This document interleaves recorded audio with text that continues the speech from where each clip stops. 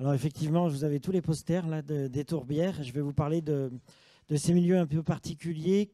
Quand je travaillais en hydrobiologie, on me disait c'est pas de l'eau. Quand j'étais avec des pédologues, ils me disaient c'est pas du sol. Donc en fait, ça intéressait personne. Et puis comme en fait, il y a beaucoup de carbone, maintenant, il y a plein de gens qui s'y intéressent. Donc les tourbières, j'appelle ça la Sainte Trinité parce que c'est Sainte Trinité du futur, biodiversité, eau, carbone. Là, vous avez tout ce qu'il faut pour le futur. Euh, donc ici, vous avez une tourbière, je vais vous en reparler, tourbière du Cotentin. Et puis ici, un zoom sur des sphènes. Donc biodiversité, parce que c'est pas tellement qu'il y ait que ce soit des hotspots de biodiversité ou des zones extrêmement riches en biodiversité, les tourbières, plutôt pas. Mais par contre, c'est toujours des espèces très particulières et donc ça a un enjeu biodiversité qui est important. Régulation de l'eau, on n'en parlait pas trop, puis là, depuis quelques années, ça devient vraiment un point très important. Et puis, stockage de carbone, donc ça a commencé ailleurs il y a quelques années, en France depuis 3-4 ans, 2 ans, où vraiment on commence à parler de ces questions de stockage de carbone. Alors pourquoi on parle de stockage de carbone? Parce que, grosso modo, vous avez du CO2 atmosphérique, la photosynthèse, la matière végétale est décomposée, comme dans tous les écosystèmes, sauf que dans tous les autres écosystèmes, eh bien, la matière organique sur une période de moyen terme, sera décomposée.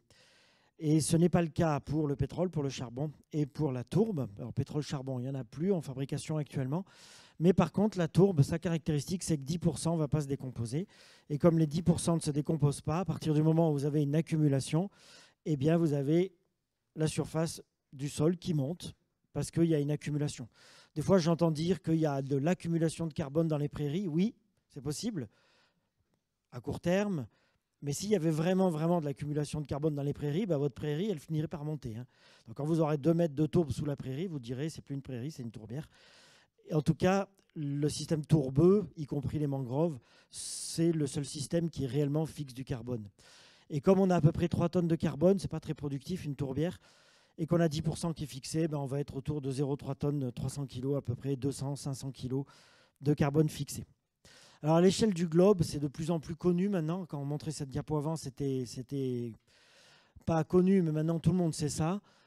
Dans le sol, on a à peu près 1500 gigatonnes de carbone. Un tiers du carbone des sols se trouve dans les tourbières du monde, sauf que les tourbières ne couvrent que 3% des terres émergées, ce qui veut dire qu'on a un rapport absolument gigantesque. Ça veut dire qu'on a des concentrations en carbone dans les tourbières qui sont inédites et qui n'existent nulle part ailleurs dans les écosystèmes.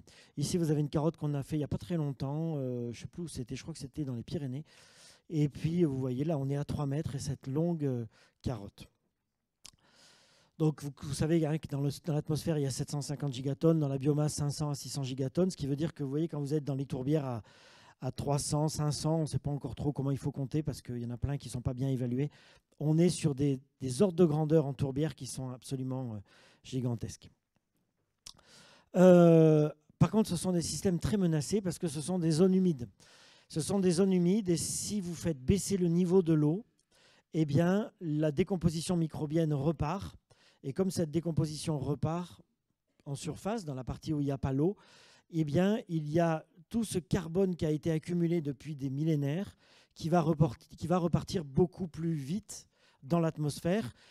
Une tourbière normale, elle fixe, je vous ai dit, à peu près 200-500 kg de carbone par hectare et par an. Donc si on parle en CO2, il faut multiplier par 3,67. Et si vous abîmez votre tourbière, eh ben, elle va perdre. Et même pour les tourbières qui sont vraiment érodées, on peut perdre jusqu'à 30 tonnes de CO2 équivalent par hectare et par an dans une tourbière. Donc évidemment, c'est des flux gigantesques. Alors pour une raison très simple, l'activité végétale, c'est une activité lente. L'activité microbienne est des centaines de fois plus rapide que l'activité végétale. Et donc, les végétaux ont accumulé très lentement du carbone et tout ça repart extrêmement vite dans l'atmosphère. Donc, le problème que ça pose, c'est comment on fait pour que ça ne parte pas. Il n'y a qu'une seule solution, c'est remettre de l'eau. Après, il y a plein de petites autres solutions alternatives, connexes. Mais si vous ne remettez pas d'eau dans une tourbière, il ne se passe rien et ça continue à cracher du carbone. Donc évidemment, il faut qu'on remette en eau. Alors une fois qu'on a dit ça, il y a des politiques qui disent, des politiques au niveau international et puis au niveau français qui disent « Ah oui, c'est super important, il faut absolument restaurer les tourbières ». Et Jérôme Bignon et Frédéric Tufnel nous ont dit en 2019, ils ont remis un rapport au Premier ministre, ils ont dit qu'il faut restaurer 100 000 hectares de tourbières. On a dit elles sont où? On ne sait pas. OK. Donc, une fois qu'ils ont eu dit qu'il fallait faire ça, on s'est dit il faut faire quelque chose. Et donc, on a dit où sont les tourbières? Quelle est l'épaisseur de tourbe? Est-ce qu'elles sont dégradées ou pas? Parce que si elles ne sont pas dégradées, ce n'est pas la peine de les restaurer. Et puis, accessoirement, on s'est posé des questions dont je ne vous parlerai pas sur la valeur économique des tourbières, le prix des tourbières, combien il faudrait investir si on devait les racheter, par exemple. C'est des travaux de recherche. Et donc, il y a un besoin d'inventaire absolument colossal depuis très, très longtemps sur les tourbières françaises. Mais personne ne le fait parce que c'est très, très long et ça ne rapporte rien. Et moi, comme je suis en fin de carrière, j'ai dit, tiens, je vais le faire. Et j'ai commencé donc à faire cet inventaire. Alors, ce que vous avez dessous, c'est un inventaire fait par plein de bonne volonté, mais c'est en fait un inventaire des endroits où les gens pensent que ça pourrait être des tourbières, surtout ceux qui ne connaissent pas les tourbières à certains endroits, qui ont mis des trucs qui n'ont rien à voir avec les tourbières. Et donc, une fois qu'on a eu ça, on s'est aperçu que c'était faux. C'est le Paul Relais Tourbière qui avait fait ça. Et donc, moi, je me suis lancé dans l'inventaire des tourbières. Et coup de chance, en 1940-1945, il n'y avait plus de pétrole, il n'y avait plus de gaz, il n'y avait plus de charbon, il n'y avait plus rien en France parce que c'était la guerre. Et l'État a dit, je vais faire l'inventaire de tous les endroits où il y a de la tourbe pour que les gens puissent la brûler. Et il a mis une vingtaine de personnes à vélo pendant plusieurs années qui ont parcouru la France et qui sont allés faire l'inventaire le plus incroyable des tourbières qui ait jamais été fait en France. À cette époque, c'est incroyable, même je pense à l'échelle mondiale. Et tout ça, ça a été mis sur des cartes d'état-major à la main. Et il y a un livre qui va avec, qui raconte la vie des gens qui ont fait ça. Et c'est resté ce livre papier pendant 60 ans, 70 ans. Et j'ai financé avec le Paul Relais Tourbière la numérisation de l'intégralité de cet inventaire qui est fabuleux parce qu'il nous donne des profondeurs de tourbe sur 700 points en France. C'est incroyable. Aujourd'hui, on ne trouverait plus l'argent pour faire ça. Et donc, si ça vous intéresse, il y a une publication qui est sortie dans Soil Use and Management par ma doctorante, Kelly Spino, et qui a montré qu'il y a 2000 sites qui ont été inventoriés. Et ce qui est très intéressant, c'est quand on fait, puisqu'on a les profondeurs, alors les géographes, donc on peut calculer les profondeurs quand on ne les a pas. Enfin, on a fait toutes sortes de calculs. Et voilà la première carte de France des tourbières avec les stocks. Et là, grande surprise pour moi qui était spécialiste des tourbières acides, comme on en trouve dans le Morvan, eh bien, 88% de la tourbe en France se trouve dans l'ouest et puis dans les grands lacs alpins. Ce sont des tourbières basses. Ce ne sont pas du tout notre belle tourbière Asphène que vous voyez partout, qui représente seulement 12% du carbone. Alors évidemment, si vous regardez le Morvan, mais ça marche aussi pour l'Auvergne, par exemple, où tout le monde connaît les tourbières d'Auvergne. En réalité, en surface, ce n'est pas grand-chose et en tourbe, ce n'est pas énorme. C'est sûrement un peu plus que ça, mais ce n'est pas énorme. Donc là, on a 63 000 hectares, 111 millions de carbone, 111 millions de tonnes de carbone, dont un tiers seulement ici, de tout le carbone des tourbières. Et c'est 408 millions de tonnes de CO2 potentiel. C'est-à-dire si on les brûlait toutes, on aurait ça qui partirait dans l'atmosphère. Lise Pinault, qui est une jeune doctorante absolument extraordinaire du point de vue de sa capacité de travail. On est super content quand on a des doctorants comme ça. Donc vous voyez ici quand elle est armée avec son carottier russe, elle a entrepris de faire l'inventaire complet de tout ce qu'il y a en France. Surtout pas seul, on est incapable de faire ça. Et on veut remercier ici tous les gestionnaires, on les remercie régulièrement, tous les gestionnaires il y en a une centaine là, qui nous aident à faire tout ça. Donc c'est les parcs, les réserves naturelles, tous les conservatoires, les associations et puis jusqu'aux chasseurs par exemple qui nous aident à faire tout cet inventaire, sinon on ne peut pas le faire.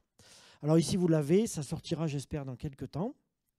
Et puis ce qui nous intéresse, la deuxième chose très complexe à faire, c'est qu'il faudrait qu'on arrive à faire un inventaire de l'état de dégradation des tourbières et des émissions potentielles. Et ça, c'est super difficile à faire. Alors, c'est facile à faire sur une tourbière, mais si vous voulez le faire à l'échelle de la France, c'est très, très compliqué. En fait, on a deux grandes solutions. On va sur le terrain, on fait des mesures directes, y compris des mesures, par exemple, avec des tours à flux ou des chambres de mesure que vous avez vues dehors avec Biogéosciences qui vous montraient ça. Et donc, ça va coûter très, très, très cher. Et en plus, il faut y rester longtemps. C'est-à-dire, si vous faites un suivi de flux de CO2 et de flux de méthane, il faut installer une station, la même qu'on a à Frasnes, et il faut rester plusieurs années. Et le coût de votre station, ça va être 400 000 €. Donc, autant vous dire que si vous voulez faire ça pour la France, c'est foutu. Alors, on peut aussi faire des caractérisations physiques, botaniques, piézo. Et puis, il y a une autre solution qui est très utilisée par les économistes, c'est le dire d'expert. Alors, le dire d'expert, vous prenez quelqu'un qui est un expert, vous le mettez devant la tourbière, vous dites quel est l'état de dégradation. Il regarde et il dit, voilà, ça vaut ça. Ne croyez pas que ça ne marche pas. Des gens comme Geneviève Magnon, que vous connaissez peut-être à Frasnes, ou Pierre Duhallet au parc du Haut-Jura, ils sont tout à fait capables de faire ça. Donc, dire d'expert ou mesure directe. En fait, comment on peut faire? Alors, on s'est dit dire d'expert, on l'a fait, hein, mais c'est insuffisant. Et donc, on s'est dit, il faut soit qu'on utilise l'hydrologie, soit la végétation, soit la pédologie, soit les flux de gaz à effet de serre. On a choisi l'hydrologie, la pédologie, parce que c'est pas cher. Et puis, le gros avantage, notamment de la pédologie, tous les pédologues ici vous le diront, c'est que le sol va enregistrer ce qui s'est passé depuis X années. Et donc, contrairement aux flux de gaz à effet de serre où c'est compliqué, eh bien, si on fait la pédologie, on va avoir l'image de ce qui est fait. Alors, je vais vous montrer des résultats partiels, parce qu'on est en train de le faire avec Lise, pour vous montrer comment ça marche au niveau du sol. Donc, ici, on a toutes nos tourbières de France. On est allé, avec les gestionnaires, chercher toutes les tourbières. On en a sûrement oublié, si vous en connaissez, on est intéressé. Toutes les tourbières où on a une chronologie en termes de piézométrie, c'est-à-dire des gestionnaires qui ont installé des piézomètres et qui les suivent depuis 2, 3, 4, 5 ans. Ça nous permet de savoir quel est le niveau moyen de l'eau. Donc ça, on l'a fait pour la France et on continue à le faire. Et puis, on a fait plein d'autres analyses, mais là, je vais vous parler que du Doubs-Jura, sur lesquels on a fait la pédologie. En fait, on l'a fait ailleurs, mais je n'ai pas les résultats encore.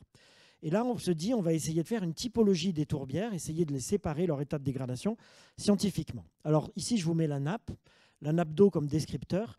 Vous prenez toutes vos tourbières, vous mettez la piézométrie annuelle ou maximum, enfin bon, il y a plein de façons de faire. Ici, c'est moyenne. Et puis, vous voyez que la profondeur moyenne séparée par l'ordinateur, c'est-à-dire que c'est l'ordinateur qui nous dit qu'il y a 3 groupes différents et pas une vision subjective de la réalité. Et vous voyez bien qu'il y a 3 niveaux de piézométrie avec une variation. Puis si on fait une ACP, on voit bien qu'on a 3 niveaux. Alors ça nous intéresse parce qu'on dit, tiens, peut-être qu'on pourrait séparer nos tourbières en France en 3 niveaux. Première chose. Et puis si on met ça sur le diagramme d'Evans, qui permet de calculer quelles sont les émissions de carbone en fonction de la hauteur de nappe, c'est-à-dire si la nappe est très haute, eh bien la tourbière fixe du carbone, et puis dès qu'on passe moins 10, moins 20 cm, elle se met à émettre. Et vous voyez que nos tourbières vertes correspondraient finalement à une émission de, je ne sais pas, 5-10 tonnes.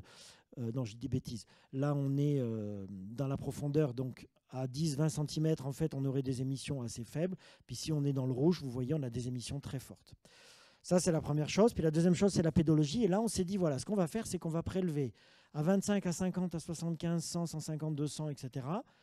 Et on va partir du principe que si on a drainé la tourbière et qu'elle est perturbée, il y a des grandes chances que ce soit la surface en haut qui soit très abîmée. Donc plus la tourbière est perturbée, plus ça va être abîmé en surface. Et puis plus la perturbation dure depuis longtemps, plus ça va se répercuter en profondeur. Vous voyez le principe? Donc on s'attend à ce qu'une tourbière non perturbée, il n'y ait rien. Une tourbière peu perturbée, il y a juste le 25 cm qui soit affecté. Puis une tourbière qui est perturbée très fortement depuis 50 ans, on imagine que jusqu'au peut-être 50, 75 cm, on va voir des marqueurs pédologiques qui nous diront que ça ne va pas. Et ces marqueurs, on fait densité apparente, perte au feu, carbone organique et C sur N. Et je n'ai pas tous les résultats parce qu'on est en train de les faire. Et vous voyez ce que ça donne, ça marche extrêmement bien. Et je peux déjà vous dire qu'on a fait ça en Brière, ça marche, dans le Cotentin, ça marche. Et donc partout où on le fait, ça marche pour l'instant. Ça vous montre que si on regarde simplement la densité apparente, donc c'est la masse volumique, et en fait la tourbe qui est très abîmée, qu'est-ce qu'elle fait? Elle va se tasser, donc elle va devenir très compacte, on n'arrive plus à rentrer le carottier, et puis son carbone va partir dans l'atmosphère. Et donc on va avoir le taux de carbone qui va fortement diminuer dans le système perturbé et la densité apparente qui va augmenter. Et on demande à l'ordinateur de séparer les 3 groupes, enfin de séparer les groupes, et vous voyez qu'il le fait extrêmement bien. Depuis, on a des nouveaux résultats qui montrent qu'on a 4 groupes. Et alors là, c'est encore plus visible parce que vous voyez, on vous a mis les profondeurs 25, 50, 75, 100. Et ce que vous voyez, c'est que les tourbières de groupe 1, eh bien, la qualité de la tourbe est la même dans toute la profondeur. Et puis quand on commence à dégrader la tourbière, vous voyez que ça commence à se décaler. Puis la troisième, en quelque sorte, elle vient comme ça. Vous voyez cette courbe. Et en fait, c'est des indicateurs qui marchent très très bien, sauf qu'il va falloir qu'on les fasse dans toute la France et on est en train de le faire. Pour le carbone et la matière organique, ça marche un petit peu moins bien. Enfin, on voit bien que l'ensemble de la carotte s'est décalé, mais ça, on ne sait pas encore. Et puis, ce qui est bien, c'est que derrière, on peut faire des estimations de perte en carbone. Et parce que, en fait, ici, si vous calculez qu'au départ, on était là, et que vous avez le taux de carbone et la densité, vous voyez que vous pouvez faire un calcul là, en disant combien j'ai perdu. Vous voyez. Et donc, on peut si on sait que ça a été perturbé il y a 50 ans, on fait les calculs, puis on arrive ici. Vous voyez le principe. J'ai fini. Et simplement pour vous dire que ça, typiquement, puisque ça concerne aussi l'association Bourgogne-Franche-Comté Nature, c'est ce genre de travail extrêmement lourd qu'on ne peut faire qu'avec des bénévoles ou avec des gestionnaires. Et tout ça, là, ça s'est fait avec l'aide de toutes ces personnes-là. Donc, il y en a peut-être parmi vous. Il y a la responsable des tourbières ici au Parc du Morvan qui, par exemple, nous a aidés. C'est super important pour nous. Si vous avez jamais été contacté par l'ISPINO et que vous avez une tourbière intéressante, par exemple avec de la piezo, n'hésitez pas à nous le dire. On peut encore aller sur le terrain, faire des prélèvements et puis ajouter les points sur notre courbe. Voilà.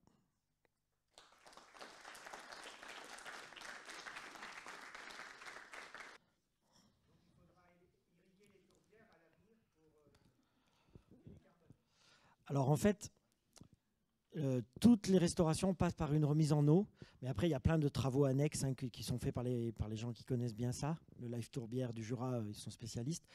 Il peut y avoir des questions, par exemple, j'en parle pas du tout ici, mais on peut faire des actions qui favorisent la réimplantation des sphènes. Parce qu'en fait, on vient de mesurer avec la station de Frane qui marche 24 heures sur 24, tous les jours, tout le temps, toutes les minutes. On vient de montrer un truc assez incroyable qui est que, vous savez qu'il y a un problème, quand on remet en eau une tourbière, il y a du méthane qui s'échappe. Et ça, c'est un gros problème parce que le méthane, c'est très réchauffant. Et en fait, à Frane, on vient de montrer qu'il y a des bactéries méthanogènes, mais il y a des bactéries méthanotrophes dans tous les milieux aquatiques en surface. Et ces méthanotrophes, en fait, elles consomment le méthane qui sort. Mais pour fonctionner, ces méthanotrophes, il leur faut de l'oxygène pour oxyder le méthane. Et elles n'ont pas assez d'oxygène. Et en fait, si on a des sphènes bien installées, il va y avoir l'activité des sphènes et l'activité des microbes, des algues qui vivent dans les sphènes, c'est énorme, hein, qui vont libérer de l'oxygène directement au contact de la bactérie méthanotrophe qui va manger le méthane du fond.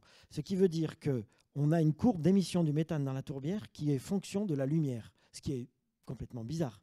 Et même, on arrive à consommer du méthane de l'air. C'est-à-dire, on enlève du méthane de l'air grâce aux sphènes.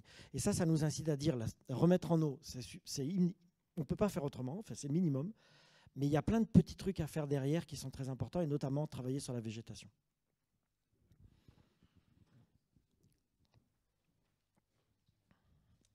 Merci. Oui, pour remettre de l'eau dans les tourbières, il doit être important de savoir de quelle qualité d'eau il s'agit. Si on est par exemple dans le Jura, est-ce qu'ils mettent de l'eau calcaire ou de l'eau acide? C'est pas forcément pareil. Alors, dans les milieux ombrotrophes, c'est-à-dire les tourbières de montagne, en général, on compte sur la pluie et le ruissellement naturel qui est arrivé. Par contre, ça, on maîtrise plus ou moins. Là où vraiment on est en train de nager et on est en train de chercher comment on pourrait faire, c'est les tourbières de plaine. Parce que quand on voit que c'est 88% du carbone et que le marais du Cotentin, c'est des marais qui font 10 km de long avec à l'arrivée une vanne. Donc là, ce n'est pas qu'on va les remettre en eau parce qu'en fait, il suffit de fermer la vanne, elles sont en eau. Là, la question n'est pas du tout la même. La question, c'est qu'il y a les agriculteurs qui viennent et qui veulent tous nous tuer. Parce que dans le Cotentin, par exemple, on est en train de fermer une tourbière exploitée. Le simple fait d'arrêter l'exploitation, sans rien faire d'autre, remet en eau 1500, 1300 hectares de terres agricoles cultivées actuellement, pâturées. Et vous pensez que les 50 agriculteurs concernés, le préfet vient de leur dire on va remettre en eau. C'est la loi, la carrière est finie, ça remonte en eau. Sachant que cette tourbière est sous le niveau de la mer. C'est-à-dire qu'on ne peut pas, la seule solution c'est pomper, pomper, pomper pour que les agriculteurs puissent mettre des vaches. C'est impossible, l'État ne veut pas parce qu'il se rend compte que ça va lui coûter un bras. Et donc, vous voyez que la question de l'eau là-bas, ce n'est pas sa qualité, c'est vraiment quand on remet en eau la Brière, eh bien on ne peut plus pâturer la Brière. Donc actuellement, la Brière voudrait remettre en eau, mais les agriculteurs ne veulent pas. Et donc les questions sont très différentes. Je consulte mon maître du temps pour savoir si on a encore le droit. Encore une? Ok, donc j'ai encore le droit. Vous avez encore le droit à une question. Tout là-haut. Ça arrive.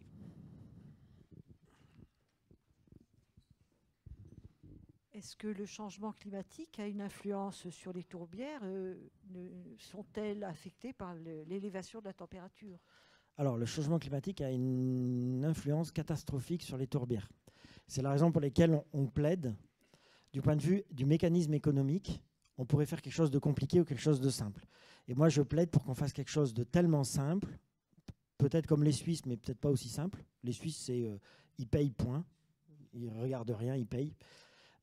Pour dire simplement, c'est tellement grave le réchauffement climatique qu'il faut simplifier les procédures pour restaurer le plus vite possible toutes les tourbières possibles.